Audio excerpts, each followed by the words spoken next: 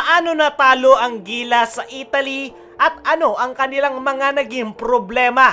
First possession, bola agad ng Italy. Dito lumabas agad yung problema ng Gilas pagdating sa depensa. Madaling naiwanan si Pugoy for the easy layup. Agad namang bumawi itong ating big man na si Kai Sotto na set up by JC. Pabanda na yan kay Kai Sotto. Pero problema ng Gilas pagdating sa depensa, tinitake advantage ng Italia. Napakaluwag ng depensa, naiiwan nga nilang bukas ang gunner ng Italy. Nagkaroon agad ng turnover, wala pa yung mga big man natin para sa defensive rebound. 6-minute mark ng first quarter ay biglang ang nagbago ang tempo ng laro nang pumapasok na ang ating mga outside shots sa pangunguna nitong si RR Pugoy. Maganda nga yung mga plays natin dyan sa outside shooting at dito nga natin nakita na mas effective si Clarkson sa pagsiset up sa kanyang mga teammates. Hindi niya nga pinipilit ang kanyang sarili na pumuntos at kapag open lang talaga titira. Dito din natin nakita ang kahalagahan nitong si Renz Abando. Kakapasok lang, energy agad ang naibigay sa Gilas. Agad rin na nagbaon ng 3-point shot, kaya nakalamang na nga dyan ang Gilas. Pero last minute ng first quarter, nagka-problema na naman sa depensa ang Gilas. Nawawala nga ang kanilang close-out defense, kaya ang sagot ng Italia, pinapaulanan sila sa 3. Natapos ang first quarter,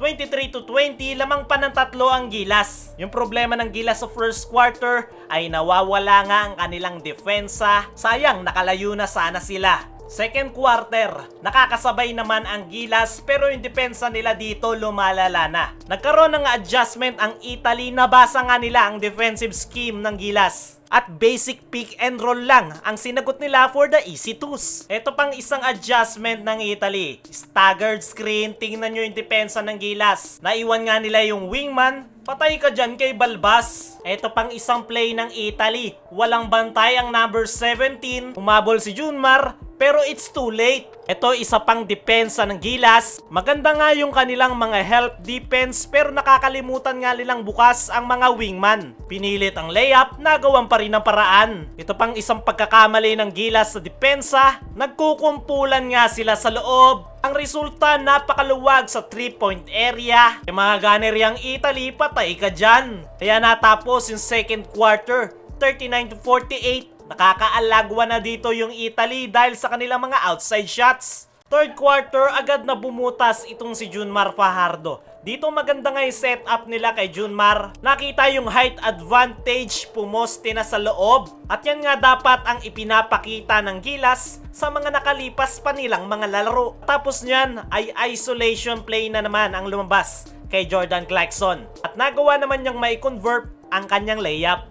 Pero yung depensa ng Gilas, unti-unti nang tinutunaw ng Italia. Simple screen, open na agad yung gunner, basic pick and roll, hindi nila mapigilan. At walang ang adjustment na ginagawa dyan, si Chot Reyes. Bukod sa depensa, syempre yung turnover ng Gilas sunod-sunod na rin. Kaya third quarter pa lang, unti-unti nang nakakalayo ang Italia. Inalat na nga yung opensa ng Gilas, kaya balik sila sa dating gawe at umasa kay Clarkson. Isolation na naman kay JC, buti na lang nagagawan pa rin ng paraan. Kaya natapos yung third quarter, 63-73, 13-point lead para sa Italy. Fourth and final quarter ay dito na nga nagkaalaman. Usual problem pa rin ng Gilas. Wala yung close-out defense, masyadong malayo, kaya ginagawa lang asintahan ng Italy ang Gilas. Nagawa nga ng pambansang kupunan na makasabay sa first half pero nag-collapse nga sila sa second half dahil sa kanilang depensa.